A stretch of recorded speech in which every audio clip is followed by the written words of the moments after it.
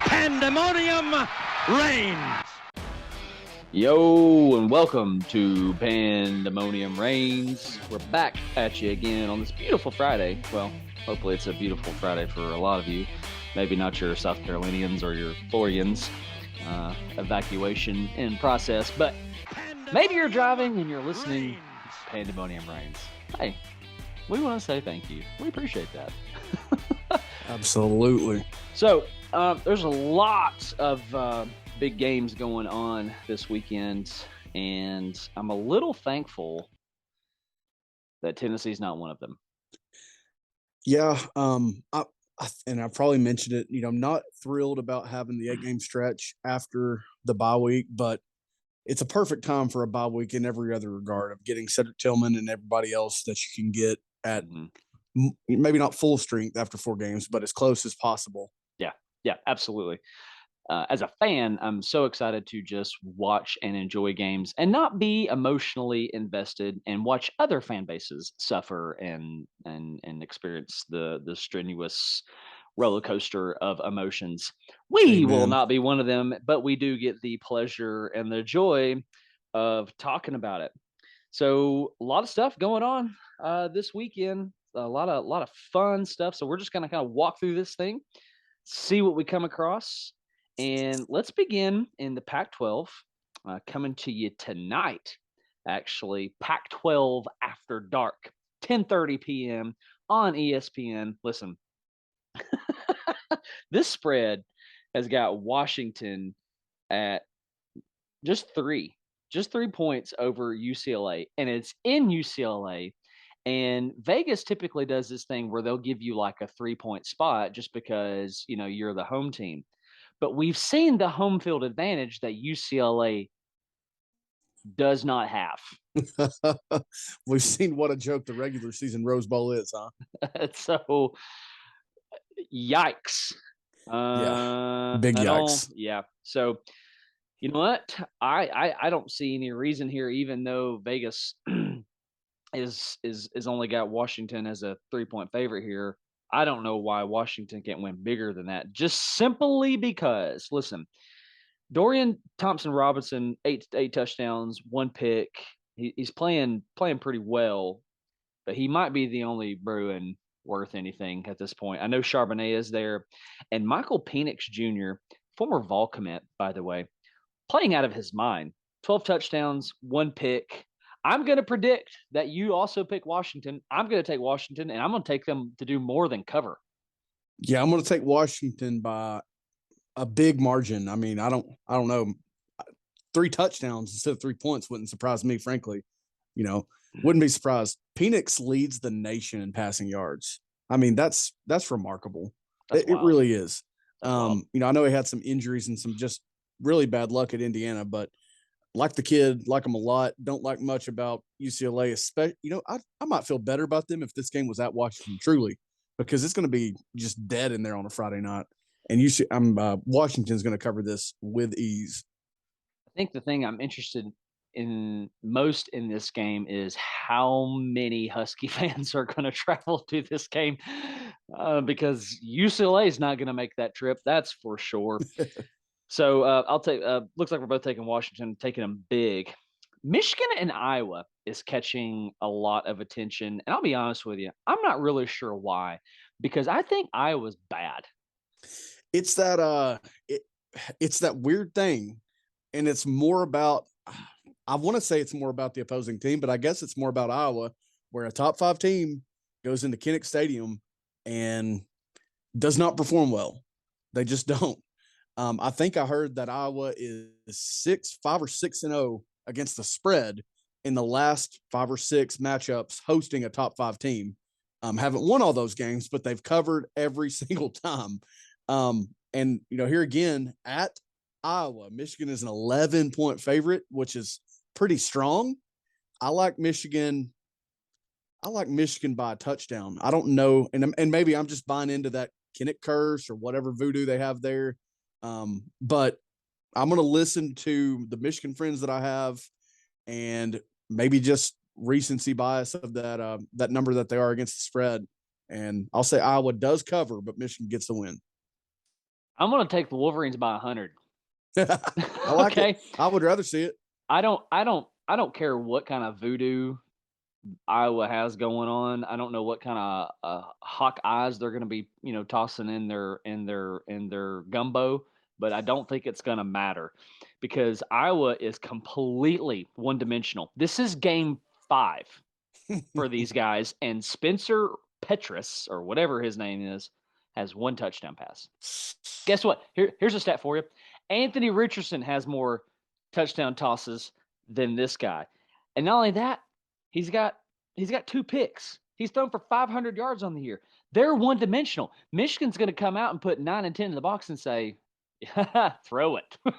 Dare you, but you won't. Please, we want you to throw it. And Michigan is not one-dimensional. McCarthy is balling. Corum is balling. And you know what? I don't know a lot about their defense, but I don't know that it matters. So I'm going to take Michigan. This is an 11-point spread, I believe. Yep, 11-point spread in Michigan's favor. Noon game. You know what? So even if there was some kind of voodoo, the voodoo's not awake yet, okay? Because it's going to be 11 o'clock Central Time. Give me Michigan. Give me Michigan 38-7. Okay. And I'll say this, if Iowa scores an offensive touchdown while the Michigan starters are in, then that does spell trouble. So for Michigan's sake, they need to hope that's garbage time or that they've got the backups in because that offense is putrid. I mean, there's not enough bad words that are approved by my mama and these internets to say about that offense. I mean, here's the offense summed up in one word. Against South Dakota State, Iowa found 1 touchdown. No, sir. No, that was not a touchdown. That is 2 safeties and a field goal. I'm not kidding you right now. I stand corrected. Let me look at this. Here we go.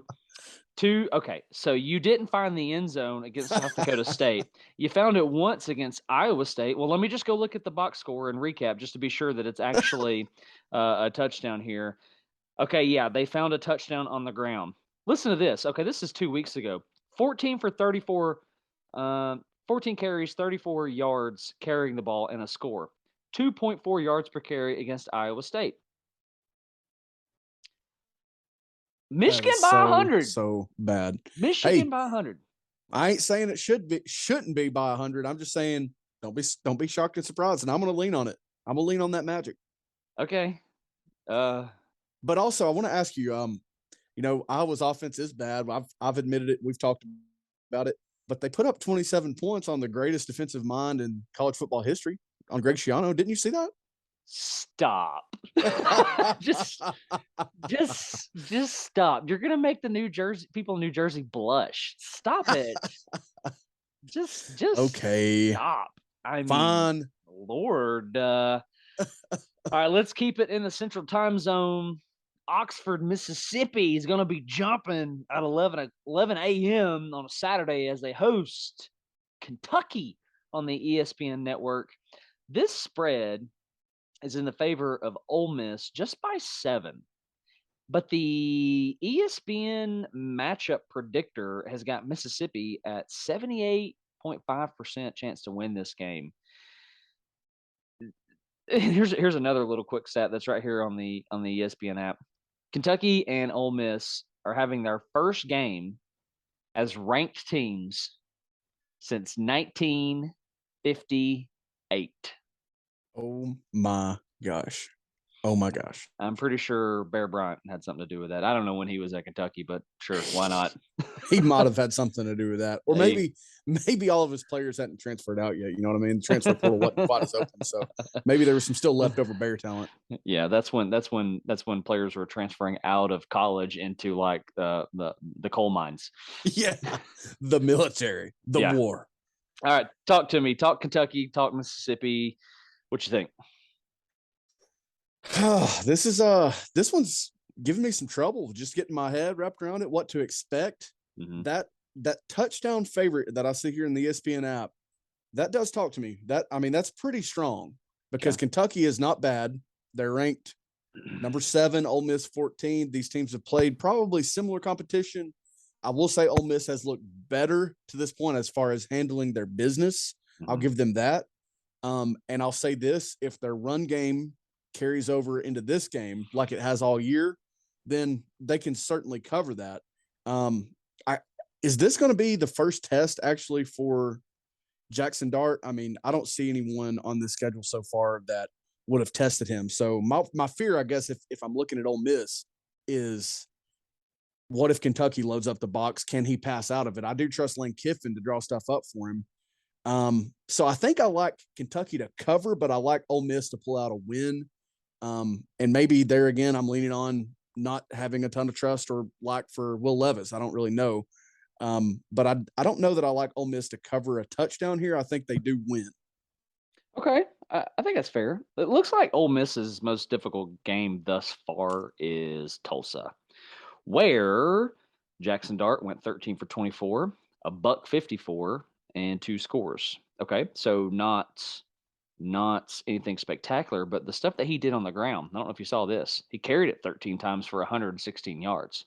Okay. He handed it off to Quinshawn Judkins 27 times, 140 yards. Zach Evans was 10 for 48. I'm going to take Kentucky in this win. Obviously, that has them covering. I just like, in this moment, Stoops, his ability to recover after, you know what? We throw these words out a lot, seems, especially like lately, but lackluster, disappointing performance against a Northern Illinois. Will Levi's, however you say his dang name, seems to play to the level of his competition. I'm going to take Kentucky, and I'm going to take Kentucky. I think this is going to be low scoring. I'm going to take Kentucky 21-17. Okay. Ask me what I'm basing that off of. I'd like to guess, but I don't think I can guess. What are you basing that off of? Absolutely nothing. I don't have a dang clue. That's great. That's great. Oklahoma is going to travel to Fort Worth and play the Mighty Horned Frogs. Told my wife about that mascot the other day, and she said, I'm sorry, what? Yeah, right. Right. Yeah. So Oklahoma at TCU. Spread is at Oklahoma at 6.5. Does Oklahoma bounce back against TCU? Man, this will be. We'll learn a lot about Oklahoma and their character, perhaps their resiliency. Because that was a humbling loss at home against the Wildcats of Kansas State. Mm-hmm. I know absolutely next to nothing about this TCU team. I mean, seriously, they have clapped Colorado. Everyone's done that so far. I kid you not. They did beat SMU by 8.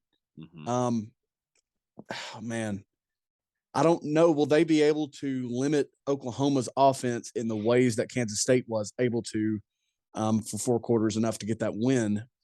I don't think so, man. I think I like Oklahoma here. I think I like them by 17 in this game. I think that I like Brent Venables enough. I trust Brent Venables enough to get his guys' attention again, to refocus them after, again, a humbling loss, an ugly loss to Kansas State. Not that Kansas State is a bad team, but just an ugly loss at home. I think I like Venables and the Sooners here. I agree. My basis off this for Oklahoma is going to come off the fact that TCU is just not putting up numbers offensively on the stat sheet. And I just really like Venables as a defensive guy. So I think that Oklahoma's defense, and they're probably just going to be playing pissed off coming off of this loss last week. So I'm going to take Oklahoma. I'm going to take them to do more than cover. I'll actually take anywhere from like a 21 to 28 point victory here for Oklahoma. Do we want to spend any time on Purdue, Minnesota? Because Minnesota is not being talked about. They're not being talked about enough. I've gone back and forth on PJ Fleck at times, and we don't have to spend a ton of time on this game. Just tell everybody how much you love him. I'll say this: until I learned the reason for the rowing of the boat and those things, I thought it was the corniest thing I've ever heard of. Still not sure.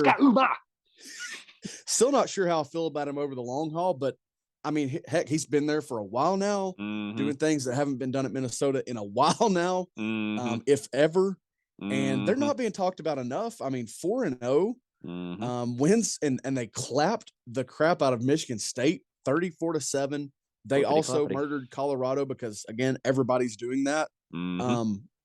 That's not terrible. Their quarterback looks like he really takes care of the ball well. I don't know how explosive he is, but I'll tell you who is explosive, and that's Muhammad Ibrahim, I think is how you pronounce it. Great player. Purdue is just, I think Purdue is one of those cyclical teams that just they're not consistent, if you know what I mean. They have years here and there. They're dangerous because of the quarterback and the coach there, McConnell and Brom. But I like Minnesota to do well more than cover in this game. And frankly, if their defense plays like they have, they could limit Purdue, I think, to 10 or 14 points and hang a really ugly number. I mean, 30, 40 points there again, I think, is what they can do here. So they're going to do way more than cover that 12, which is pretty strong. Yeah, I agree. I can see anywhere between a 7 to 14 point victory for Minnesota and the Golden Gophers. But Purdue is one of those teams where if they get down, this offense is designed to be able to sling it around and keep it close. So it's a 12-point spread. I'll take a Minnesota victory here. Let's say 14 points. So, you know what? Minnesota's on the rise. PJ Fleck, big win last week against the Spartans, as you pointed out. That's not getting enough attention. And it does make me start to wonder a little bit about what might be or what might not be going on in East Lansing, because Michigan State was a hot topic last year. They have seemed to fall out of this spotlight at a very rapid pace. So I wonder what's going on there. But anyway, PJ Fleck, Sky Uma, rode a boat. So Kansas State, Texas Tech, all these noon games, bro. Honestly, I mean, wow, what just a jam-packed noon slate. Yeah. One game below here, I see a game we talked about in our recap, looking ahead to Illinois and Wisconsin. But yeah, Texas Tech, Kansas State. I know for a fact I'm probably not going to have time to watch this game live. I would love to, because these teams are both 3-1, and Kansas State a little streaky with that, that odd loss that we've talked about. Texas Tech's loss was to NC State, I believe, at NC State, so not a bad loss there. And Texas Tech coming off a big win. So do they have a letdown against these? Actually, let me scratch that. Both teams coming off a big win. So is there a letdown anywhere? Kansas State by 8, man, that's pretty strong, because again, I think Texas Tech has looked better than they have in a while now. Probably at least 5 years, if not closer to 10. So that's a pretty big number. I don't know that I like Kansas State to cover that. Martinez could certainly, and Deuce Vaughn, the weapons that they have there, they're certainly capable at any given time. But I'm going to say that Texas Tech makes this game a shootout. And I think that Kansas State does win, but only by 3 or 6 points. I don't think they're covering 8 as of today. Okay. All right. I like that. I think what I like most about this game is that Kansas State is coming off a win off of Oklahoma. Texas Tech is coming a win off Texas, and they turn around and they play each other. Right? That's awesome. Like, fascinating. So now Absolutely. I have to wonder if Oklahoma and Texas players, Oklahoma and Texas fans are going to be watching this going, all right, who lost to the worst team? Yeah, they will. They will. Like, Texas is going, Texas Tech is better. And Oklahoma's like, no, the Wildcats are better. Absolutely. My gosh. Can you believe that one of the premier might not be the best words, but a game catching a lot of attention is Kansas State and Texas Tech in the Big 12. Not. And I mean, again, just a jam-packed noon slate, man. Yeah. It's so full. Yeah. You know what? I like Adrian Martinez. I like him a lot, especially coming off what he did last week. I'm going to take Kansas State. I'm going to take them to do more than cover. I'm going to say a 10 to 14-point victory for the Purple Cats. Let's talk Big Ten. Let's talk Illinois at Wisconsin, the Brett Belema Bowl. And man, he needs a bowl, an actual bowl game named after him, just because of how freaking awesome he is. and also how big he is. Excuse me. Sorry. If this game was at Illinois, no, dude, I'm going for it. I want to trust myself more when I get these gut feelings. Mm-hmm. Illinois is pulling this upset. Wisconsin's a 7-point favorite at home. So again, by the logic that you talked about today and that we've talked about on previous shows, that tells you that the home field advantage is giving them somewhere between 1.5 to 3 points in that spread. I'm taking Illinois to win that game outright. And I just think Wisconsin, like we talked about, is one-dimensional at best, like Iowa that we talked about a few minutes ago, one-dimensional at best. Not that Illinois is some air raid going to throw it out on you. But again, I think I trust Brett Belema himself. I like the work that they put in this year. They had a really good chance at being 4-0 to this point. If not for that loss to Indiana, that was a close game. That kind of one of those games where neither team wanted to pull away or win. But I'm going with my gut here. I'm going with Illinois to win this game outright at Wisconsin. Okay. I think this game is going to come down to Illinois' ability to stop the run game and Braylon Allen for Wisconsin. It's only a 7-point spread. Braylon Allen, as a ball carrier, is that dude, though. Yeah, he is. He's that dude. He's 73 carries on the year, 497 yards on the year, 6 scores. The question for me is Graham Mertz. What Graham Mertz is going to roll out for the Badgers? Is it going to be freshman season Mertz? Is it going to be this year or last year thus far? But you know what? I think if Illinois can stop the run, I think if Illinois can find a way to hold these guys 150 or under, which I think is possible because the quarterback play going on in Wisconsin, I think we're looking at an Illinois victory. I agree. I like that number that you put out, that 150. If they can hold them under that, man, they have such an opportunity here to go and still get a big win because it'll be emotional for Belema. Sure. Wisconsin is still, they're not a joke. They're just left in the further back in the past than Jimbo Fisher even is. So they need to wake up, and I really, for some reason, like Illinois in this game. Okay. Well, I'm going to go opposite. I'm going to say Wisconsin actually gets it done. I'm going to say that Allen runs for more than 200. Okay. I haven't seen Illinois play that much, but the way that Wisconsin has ran, thus far, I'm going to say that they get it done. I really like Paul Chris as a head coach. I think they're going to get it figured out. Wisconsin will right that ship. So that's my prediction. But I tell you what though, I will not be surprised if I am wrong about that. I really won't. You know what? I'll take it and I'll eat it. Let's go Pac-12. Let's talk Oregon State at Utah. This game was not intriguing until last week and what Oregon State almost did against USC. But this game is not in Corvallis. It's in Salt Lake City. So yes, it is. Utes or Beavs?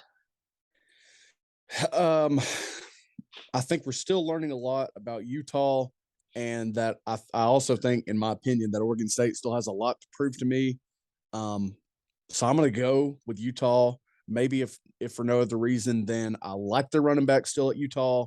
I still like Cam Rising at Utah, and frankly, I have a man crush on Whittingham. Excuse me, a little bit of a man crush still on Whittingham. I know they couldn't pull it off in Gainesville, but Florida played well.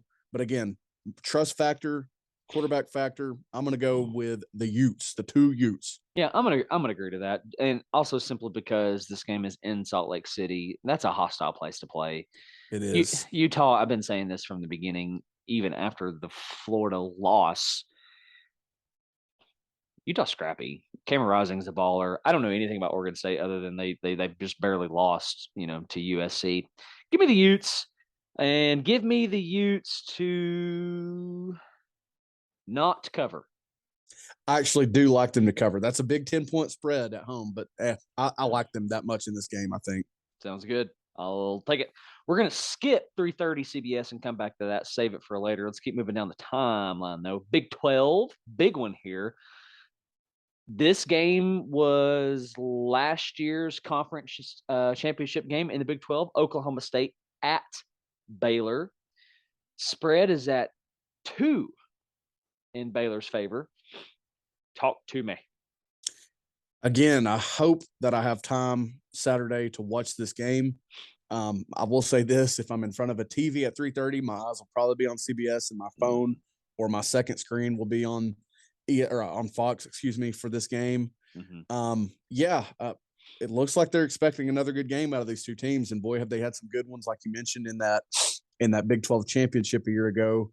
And also, I'd like to ask: has Spencer Sanders not been at Oklahoma State for like 2 decades now, or is he going on 3? I can't quite remember. He's been there for a long time. It feels like. Yeah, I think he was class of 97. Yes. That's the one. That's the one. He was a 6-star player in the 97 class.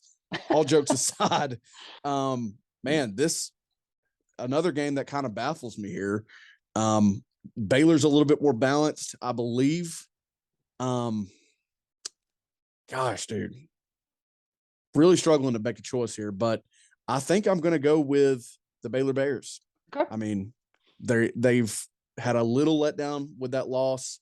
Still a close loss at BYU, a good team, but I feel like I just trust them more. I think that their defense will make the plays against that Oklahoma State offense and that passing attack, to where if they can't run the ball, that Oklahoma State, that is, they will be in big trouble. And I'm going to lean on Dave Aranda. I'm going to lean on the Baylor Bears. I'm going to say I think they'll cover that because just a field goal will do that.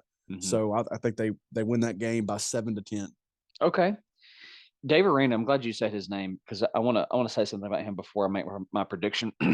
I would love to see him in a blue blood program. Agreed. I would love to see him at a Texas. I would love to see him at a, I know this job is not even close to being open, but like a Michigan or maybe even, a Miami. I don't know. He's been very successful at Baylor and have pulled them out of the miry clay and set their feet upon a rock. Hello, Jesus, right? So yes. As much as I like Dave Aranda in this game, I think Oklahoma State has had this one circled since they lost the way that they did in the Big 12 championship. I mean, you're less than a yard. That was the difference, and what a classic game that was. I really like Mike Gundy. I really like Spencer Sanders. I am going to take Oklahoma State to win at Baylor, and I will say this is going to be a 10-point win for the Pokes. Okay. 10-point win for the Pokes. Let's move to finally the Eastern Time Division. Wake Forest at Florida State. If there is a game that I'm really interested in, it's this one. I mean, it really is. And I didn't know that I could be so interested in a game where Wake Forest was involved. But props to them. Props to Sam Hartman and Dave Clawson. Heaven forbid, right? Florida State by 7 here, 3:30 on ABC. What you got?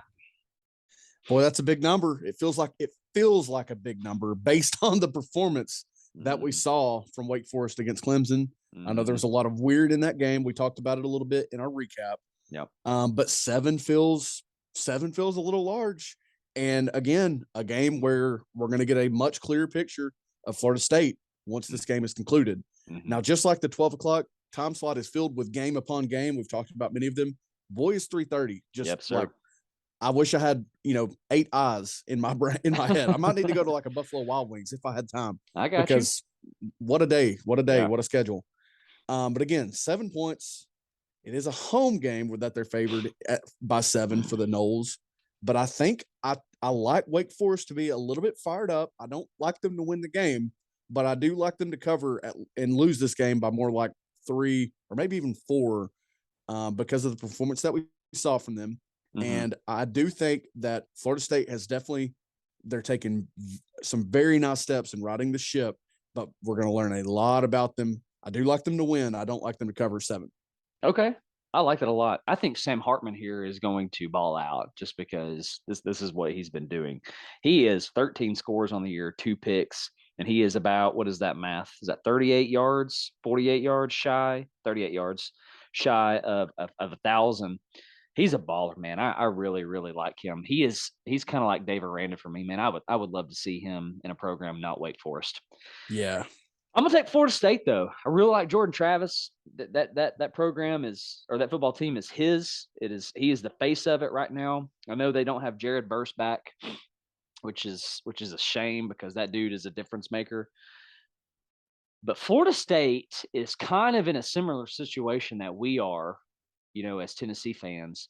So I expect that home crowd to be nasty. They You know what should I mean? definitely be nasty. Absolutely. It's a top 25 matchup. This would be huge for Mike Norvell. I'm going to say that Florida State rises to the occasion. All right. They rise to All the right. top. There's a Butch Jones reference for you. They rise, and we said the spread was at 7. I'm going to take them to land smack dab on the middle of that and get a 7-point victory. All But right. I expect this to be a shootout because I expect Sam Hartman to really do what he has been doing. But I'm gonna ride with the Noles here in what is going to be an upset. And I'm with you on shootout. I think that this game could crush the over of 64 or 62. I had it just a moment ago. 64. So I think this game could obliterate that number because I don't like necessarily either defense as much as I love those offenses. Yeah, I'm with you, man. I like it a lot. All right, we make our way back to the Big 12 and the Midwest, and we talk about the Red River rivalry. Just kidding. We're talking about Iowa State, Kansas, because nobody cares about the Red River rivalry. We're talking about Kansas, something like Allen Iverson. Man, we out here talking about Kansas, man. Talking about Kansas. Talking about Kansas. But Vegas likes Iowa State here. Yeah. At the vaunted David Booth Kansas Memorial Stadium, they like the Cyclones by a field goal. Yeah, man. So that tells us there again the logic that we've talked about. It's a 5 or a 4.5 touchdown favor if this game is at Iowa State. Man, and call me crazy, call me just emotional. I'm gonna ride with the Jayhawks, dude. I'm gonna ride with the Jayhawks. I'm riding with the Jayhawks, baby. That Iowa State offense, they've handled their business in lesser competition games, but we've talked about Iowa's offense, but Iowa State was only able to put 10 up on Iowa. They did lose to Baylor, a good Baylor team, 31-24. And I'll tell you this, man, I like that Kansas quarterback, Jalen Daniels, that we talked about. I'm again, man crush, Lance Leipold, one in the same. Yeah. One in the same, dude. He's right there with dudes I'd like to see at a big job. Yes. Or, a blue blood. But I'm going to ride with the Jayhawks, man. I hope I'm not just buying into the hype, buying into the buzz, but I'm riding with them, dude. I'm going to say what I said on the Orange Cast when we talked about Florida. The last time Kansas was this good, Tennessee won the East and went to Atlanta. So let's rock chalk Jayhawk. Let's do the thing. I'm going to take Kansas and more practically speaking, not looking at this through orange lenses.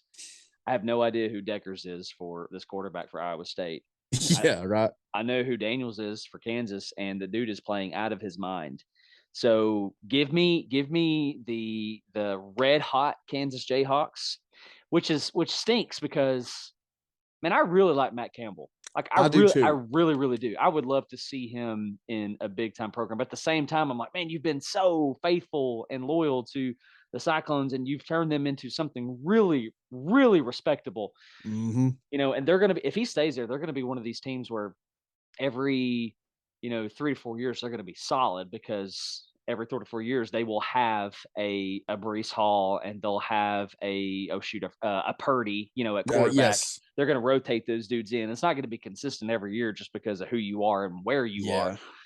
But as far as this game goes, man, give me Kansas, because why the heck not? Right? I mean, absolutely. They're playing out of their mind right now, and I'm rooting for them. So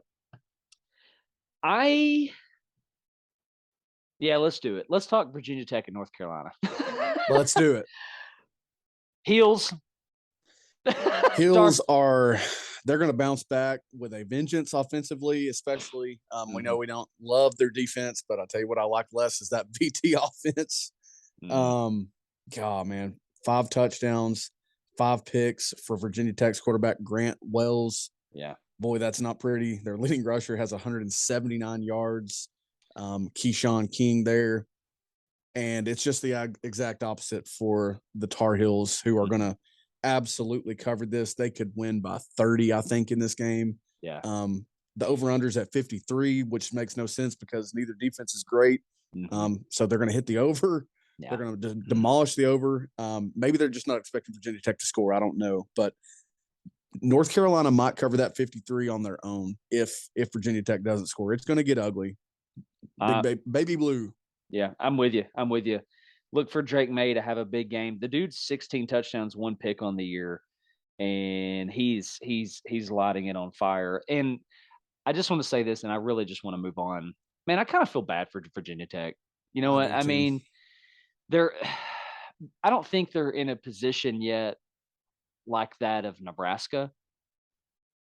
Fans are still showing up like Nebraska, but you've got this. And again, it's not a Scott Frost situation where you've hired the golden child and he was in year 5. It's an outsider who's in year 1, and his name escapes me. He was Brent Pry. Yeah, defense coordinator for Penn State last year. I don't know that he's going to get this thing turned around because they're just bad. So with that said, North Carolina big, and because it's always fun to say, return of the Mac, right? Yeah, it is. It's fun to say. I'm not going to sing it though. Even though like I'm fighting temptation so hard right now to burst out in the song.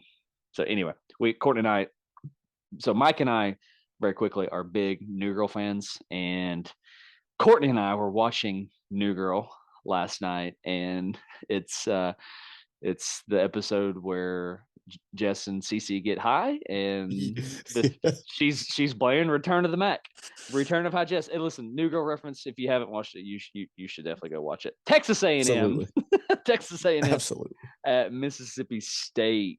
This one, man, I'm so excited just to watch this one and just be a football fan, because I think there are so many possible outcomes in my mind for this game. I can see an A&M blowout.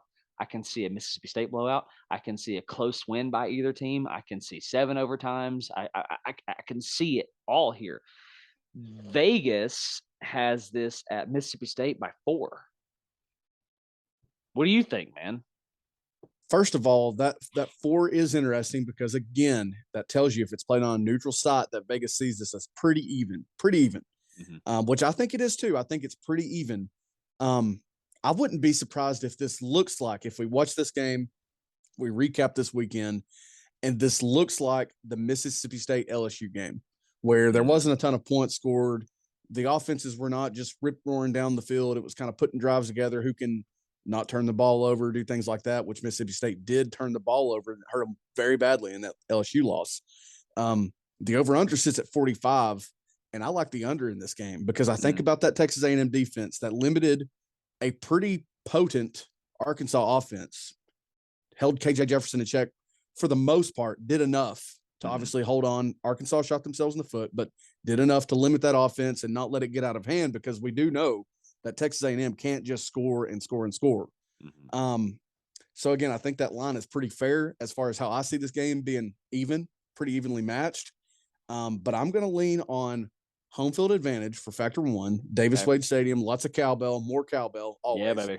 I'm going to lean on Will Rogers over, anybody that Texas A&M frankly has on the roster.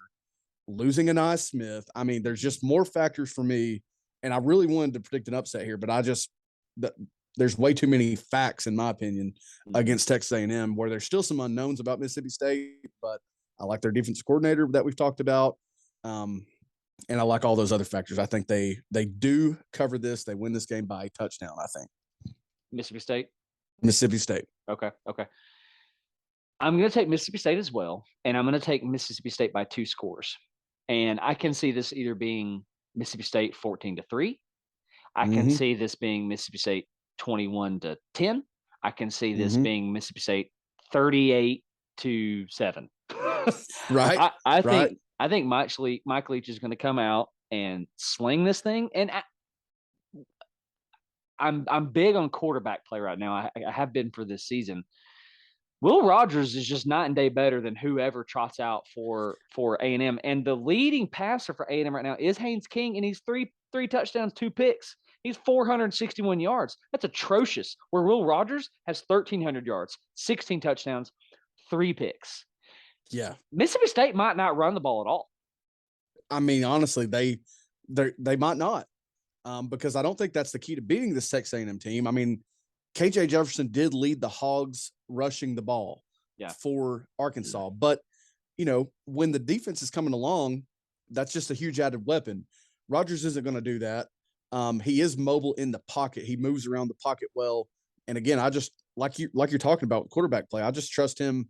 I mean, I can't even put into words how much more I trust him. If Haynes King is still the leading passer at Texas A&M, it's been 2 weeks since he's got action at least. Mm-hmm. That's just so remarkably bad. I mean, it's bad. That's terribly, terribly awful.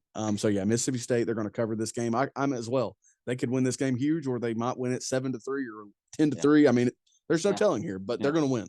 I think the storyline is either going to be one of two things: either A-Chain held to 44 yards against Mississippi State, or it's going to be Mississippi State cannot stop A-Chain and he's over 400 yards, right? Yeah, exactly. So I think it could be a shootout. Again, I can see this plane landing anywhere, and Texas A&M is going to ride or die by A-Chain come Saturday.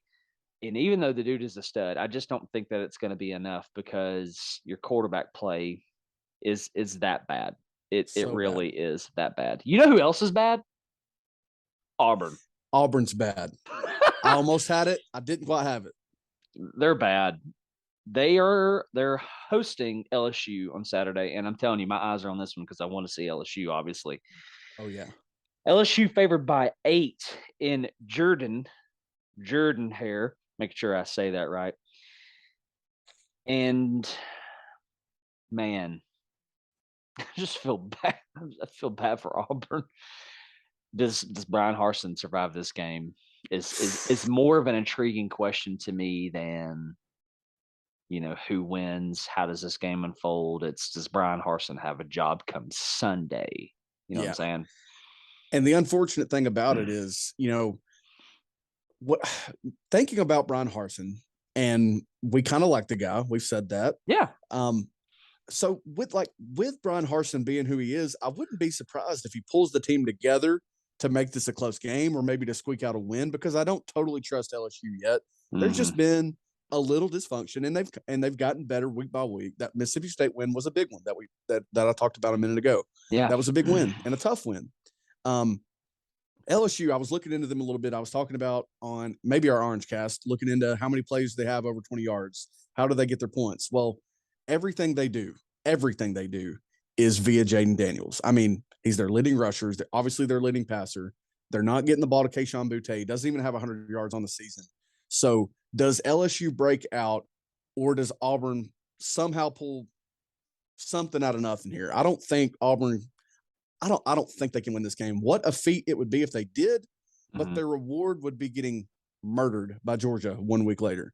I mean, it's a lose-lose situation. It's just – I'm so glad we're not there right now, because we've certainly been in situations similar to this, but it is bad on the Plains. LSU wins and covers this game. Now, it is interesting that Daniels did get a little nicked up in their last game, a 38-0 win, I believe, over New Mexico. He did get a little dinged up in that, so it'll be interesting if he can't go, not only for this game, but also looking ahead to Tennessee LSU 1 week later. But LSU is going to win this game. They're going to cover this game, the 8-point spread.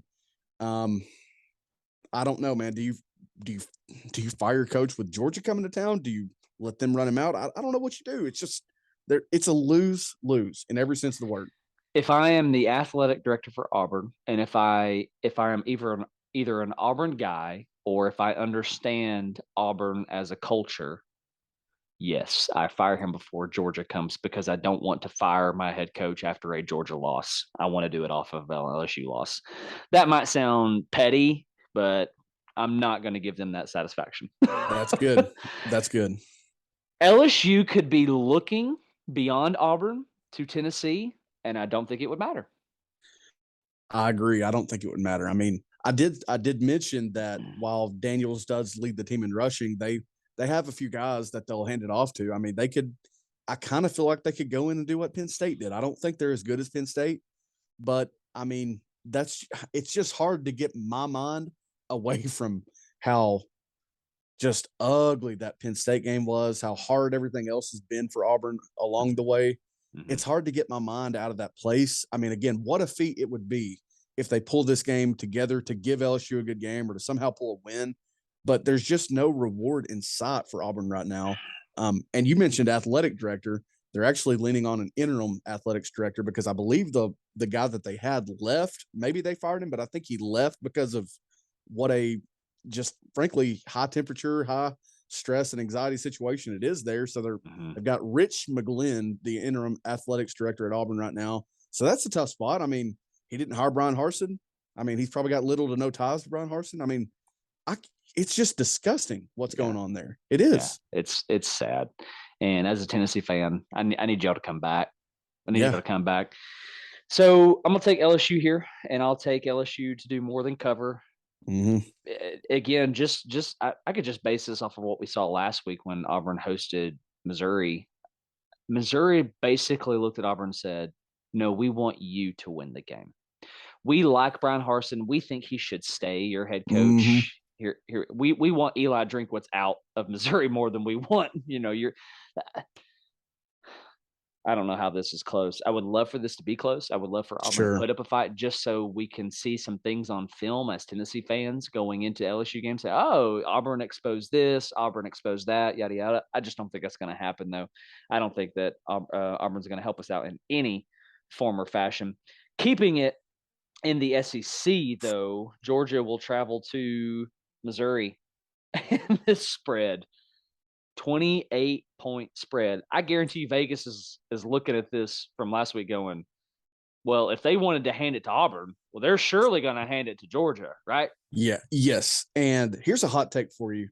I think this game gets, and maybe we'll see if how Missouri feels about it, but I think this game gets Eli Drinkwitz out because things are hot there as well, quickly heating up because he was a guy that had the light, watered down version of that Beamer buzz. Look at my shoes. Look how cool I am.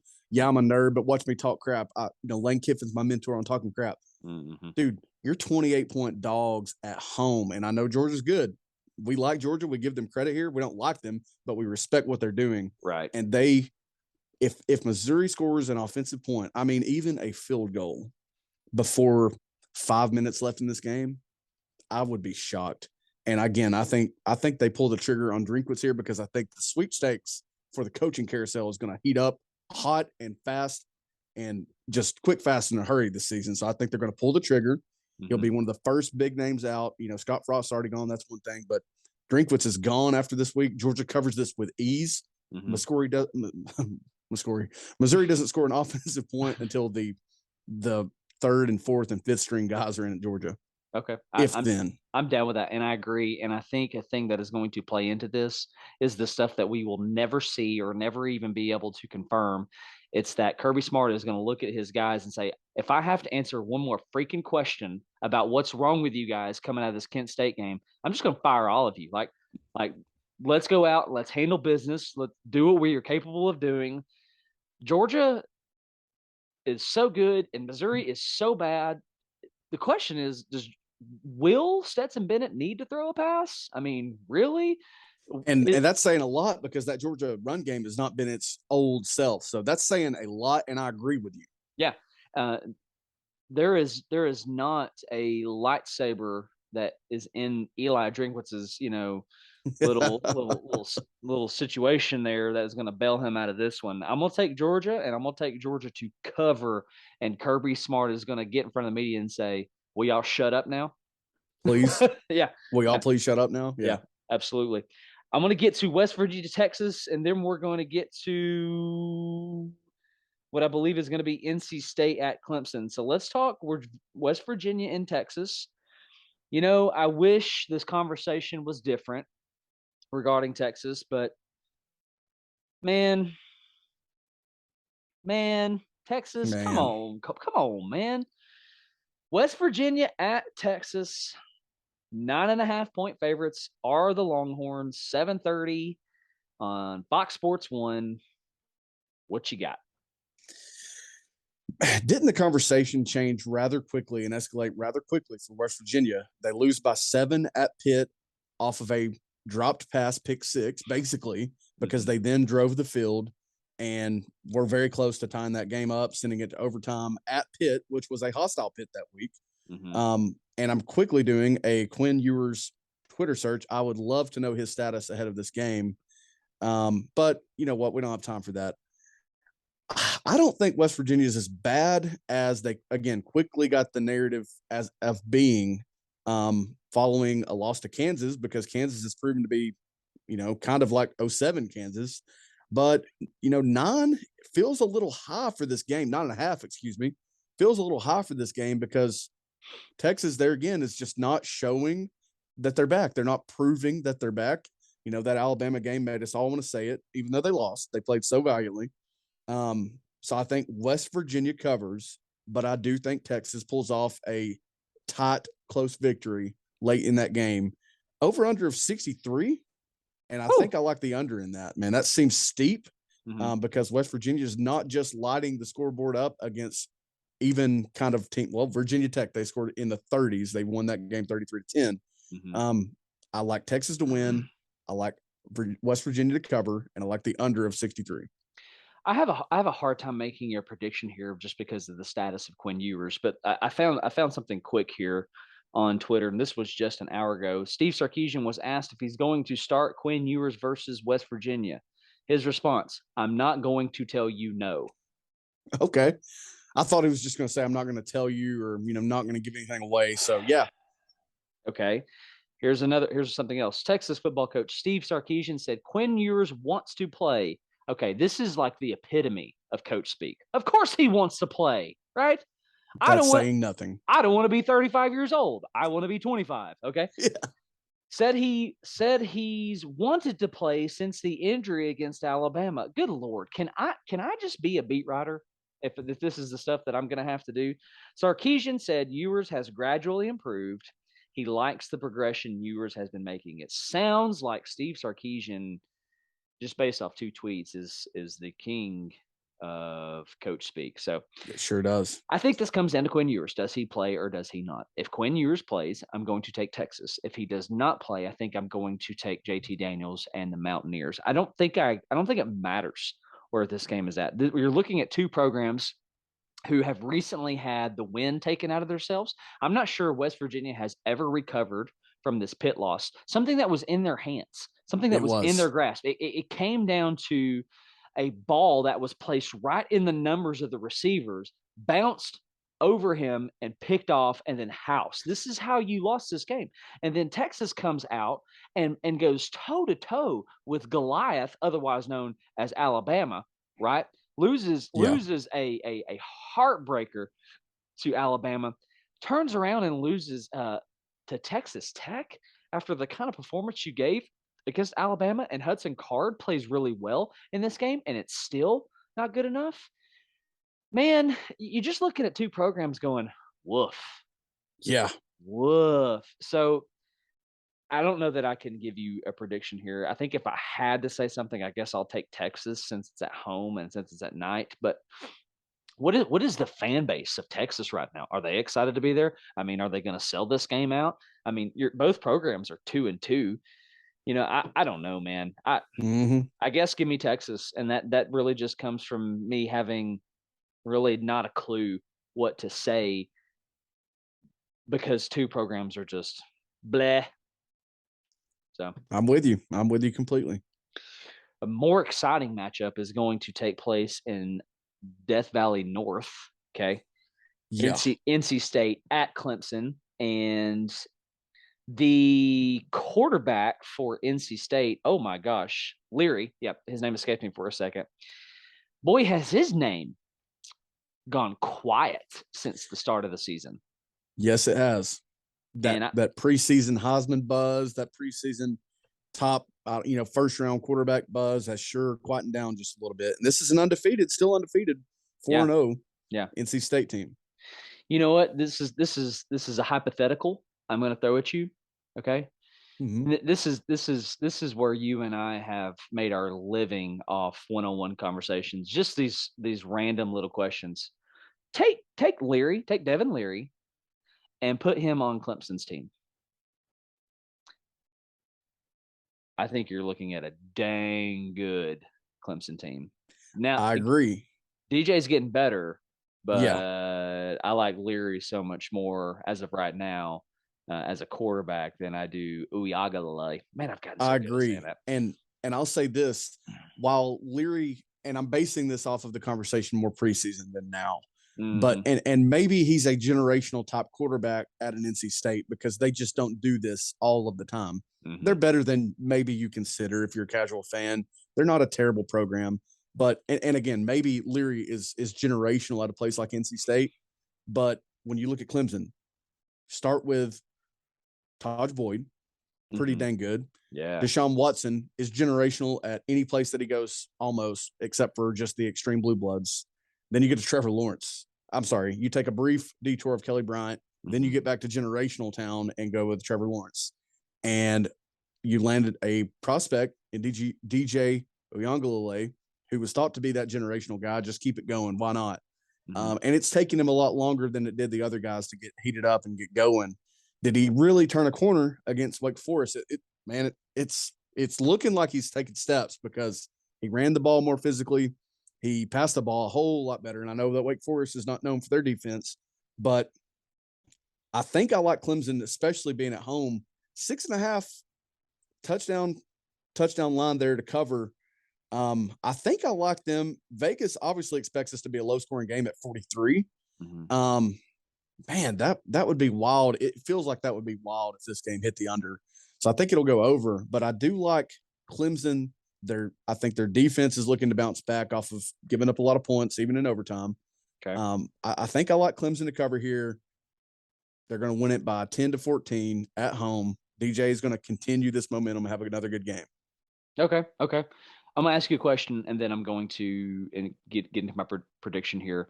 Again, another fun one. Okay. Yeah. Better QB1 for Clemson, DJ Uiagalelei or Kelly Bryant? Whoo, boy. Now that is where we've made our money at. That's a great question. I mean, Kelly Bryant won the conference and went to the playoffs. He won the conference and went to the playoffs. I think they only lost in the playoffs like 24-10 to Alabama. A dang good Alabama team. Yeah, and they were not that they were one-dimensional last year, or that year, but Kelly Bryant was an incredible runner. He sure was. He sure was. Now we saw what he was, how good of a quarterback he was and was not when he transferred out of there. Didn't have those athletes around him like Clemson has had for a while. But yeah, man, that's a dang good question. I'll say this, and this is such a cop out, but if DJ is the Wake Forest DJ, then I'll take DJ because I still think the ceiling is higher than it ever was for Kelly Bryant as a passer. And he also has his legs that he can use. So I'm going to lean DJ. And again, it's hard for me to kind of erase Kelly Bryant post Clemson. But I'm going to lean DJ there. If not, kind of comfortably take DJ in this race. Okay. I'm going to take Kelly Bryant, actually. Okay. Because I think it's actually between the ears for Kelly Bryant, and I'm not convinced that it is for DJ. DJ doesn't seem to perform well when the spotlight is very bright. Good point. Which is why I'm actually going to take NC State to begin a streak here over Clemson. Okay. Because didn't they win this game in Raleigh last year? NC State? I believe they may have. Let me see real quick. Go ahead and pull it up, and I'll finish my spiel here. So give me quarterback play Leary to do what needs to be done in order to get this win over Clemson. Again, it is only a 6.5 point spread. The matchup predictor for ESPN does not like NC State at all here. But DJ, even though, again, he has gotten better, I don't think he is good enough in these spotlight situations in order to get it done. Again, Leary has not been quite what we thought he was going to be kind of coming into the season, or at least his name is just not one of the hot names anymore. And that could just be simply who he plays for, because at the end of the day, you know what? NC State is 4-0 with a win over a Texas Tech who turned around and beat a Texas squeaking by. And East Carolina is NC State, murdering Charleston Southern. and soundly taking care of UConn. So not a great resume thus far for NC State. Not as good as Clemson since they have a win over Wake Forest. But you know what? Until DJ proves to me that he can handle the spotlight, he can handle the big stage, because I think Death Valley is going to be ruckus. Yeah, Right? it will. You know, Dabo Sweeney is going to run down that hill at 100 miles an hour like he's been doing, Mhm. and it's going to be big. And Dabo is that guy who embraces the spotlight and he likes to talk about it, yada yada yada. He's constantly recruiting, and DJ just kind of strikes me as this guy kind of huddled in the corner, like, I just want to play football. I don't want anybody to watch me. Yeah. You know? Hey, I can't argue that too much. And NC State won this game in 2 overtimes, 27-21. Yes. What a low scoring 48 total points game that was when you consider 2 overtimes. Yeah. DJ, and again, this was in September. Looks like week 4 last year. Mm-hmm. Not a good game. I mean, 12 of 26 is what I'm basing that off of. Yeah. Passing 111 yards, also not great. 2 touchdowns, not bad. 1 pick, but they weren't able to run that well. Leary had himself a really nice game. 32 of 44, 238, and 4 touchdowns, no turnovers. Mm-hmm. So yeah, that's a great point. I will stand by Clemson. That was a great argument that you made just then. I like what you said. I'm going to stand by Clemson. I don't think they're dead yet. And I think if they will embrace that kind of conversation that creeps in when you get past the top layers of Ohio State, Georgia, Alabama, you know, that next conversation is kind of like, is Clemson done? Mm-hmm. Do they need Trevor Lawrence and Deshaun Watson to even be a shell of themselves? I think they're going to embrace it, and I think they're going to want to make a statement here. Okay. Listen, I won't be surprised. I will not be surprised, and I know that probably sounds like a cop out. However, if I were to, I think, place some money on this, I'm probably going to go NC State. And I don't think it even has to do anything with the trajectory of the Clemson program. I just think it could come down to quarterback play. Simple as that. Last game of our conversation today, in our final and closing minutes, Alabama at Arkansas. Please tell me you have seen what they are doing to this stadium for Arkansas. Oh yeah, they're gonna wear Alabama's colors. That's a real nice idea. That's just cute, man. They're real cute. Doing a red out. Do they know that they're hosting the Crimson Tide? Like, I don't think they do. And I wonder kind of what drove that. We know that Tennessee's checkering of Neyland is a fan-driven campaign that does get picked up by that the has caught a department. lot of national media attention, and by the way. It has. There was a huge segment done on it in the Ole Miss Tennessee game a year ago. But it started out as a fan campaign. So I wonder where this ridiculous red out idea came from, because it's just the worst to me. I mean, the worst. But yeah. Maybe if they were hosting us, you know. Yeah, maybe if they're hosting a total contrast of colors. Completely agreed. Completely. Yeah.